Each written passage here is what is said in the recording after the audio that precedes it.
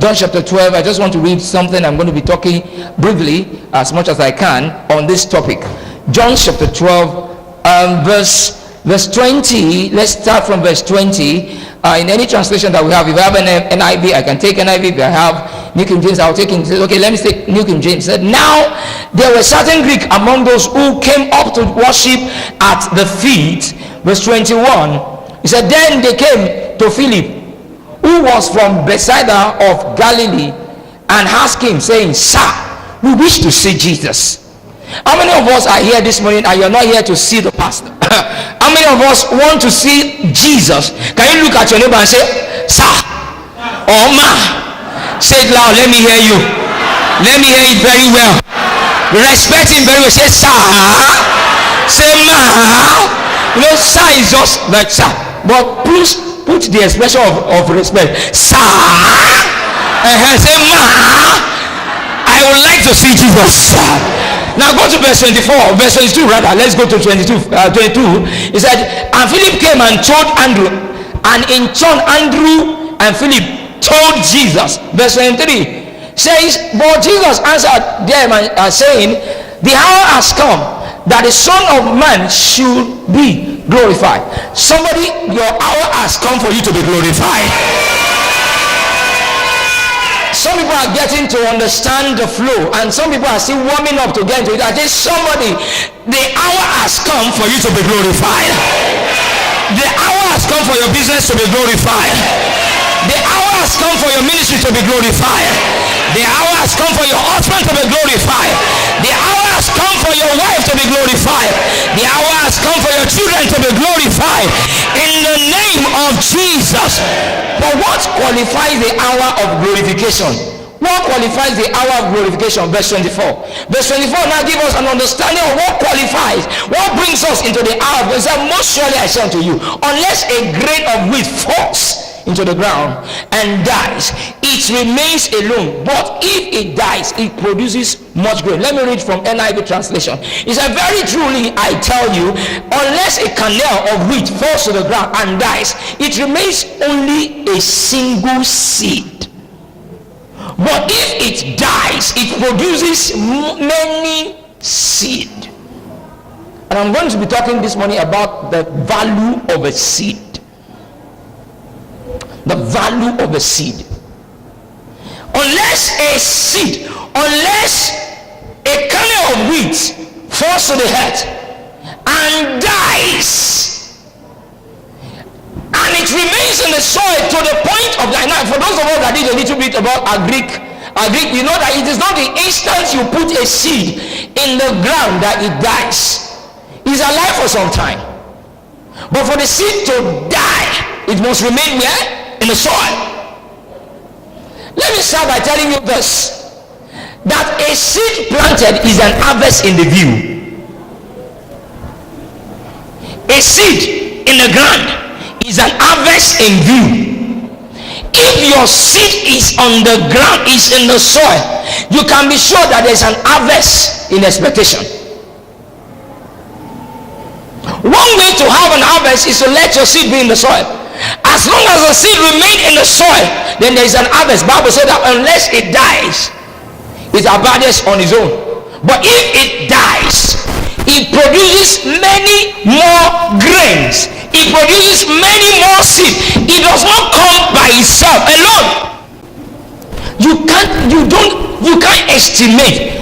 As a matter of fact, you can only know what you planted. You can't know what you are going to harvest. You can only know the quantity of seed that goes into the heart.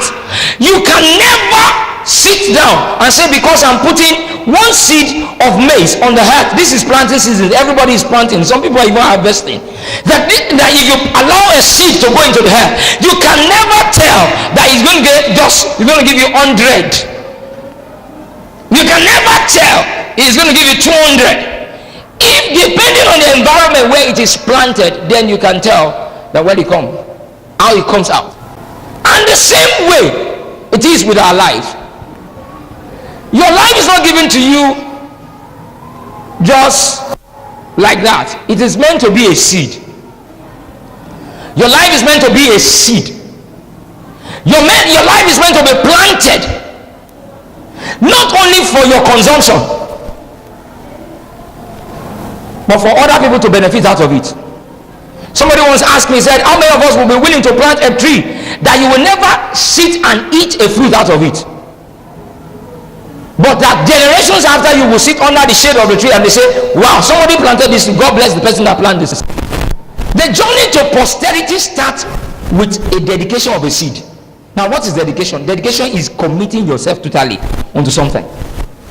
Let me let you know this: except a seed is dedicated to the ground, it cannot multiply. And you know, dedication is a lifelong journey.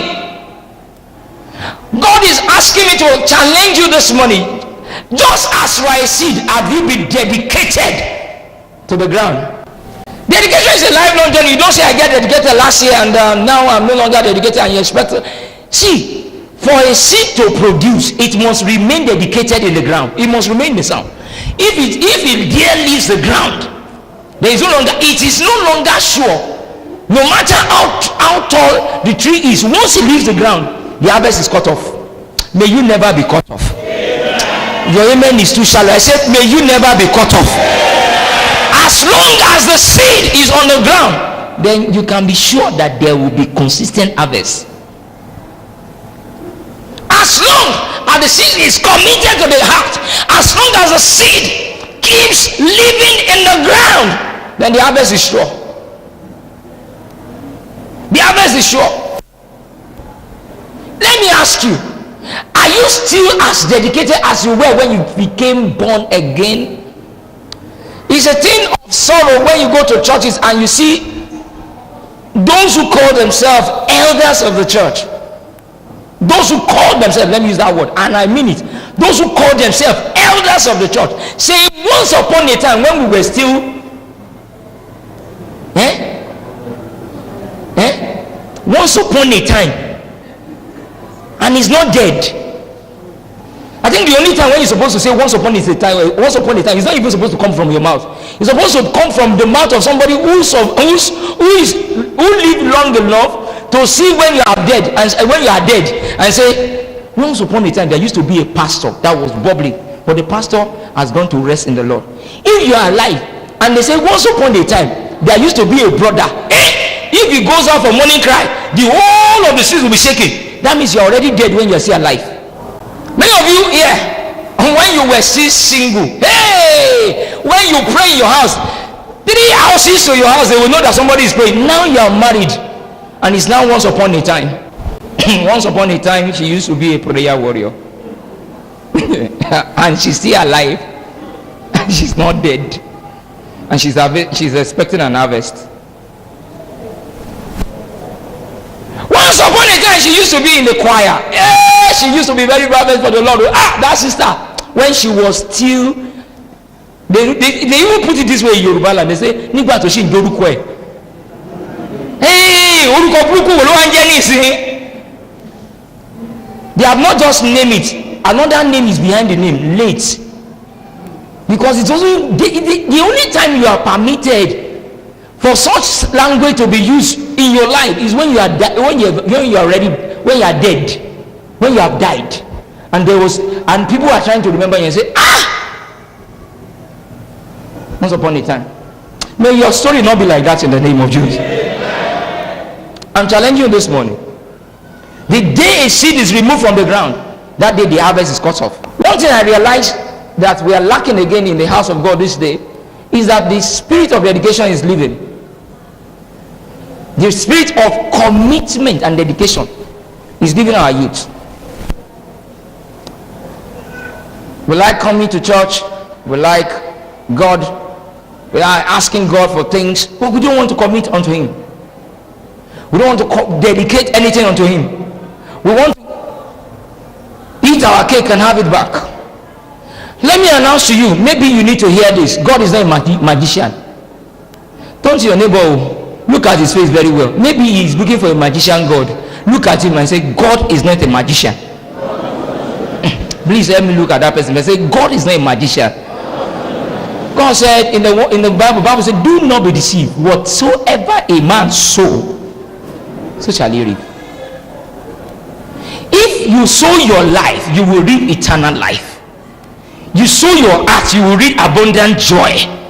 But if you sow nothing, you dedicate nothing unto him, friends, you get nothing. As painful as that may be, but I need to tell you that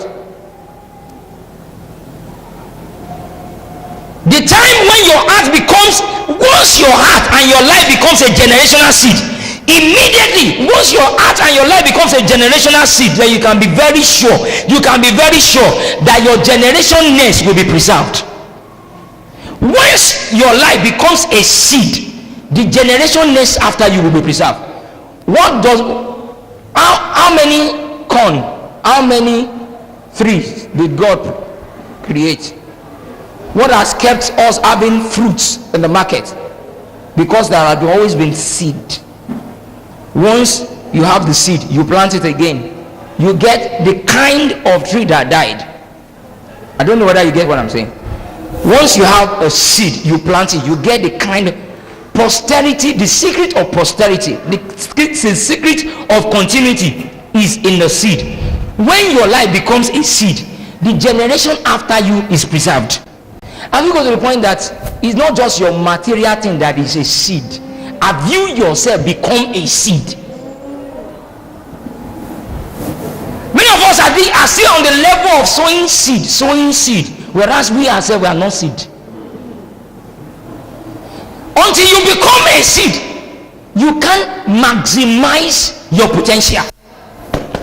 Until a seed becomes a seed that is planted, the potential in it cannot be maximized.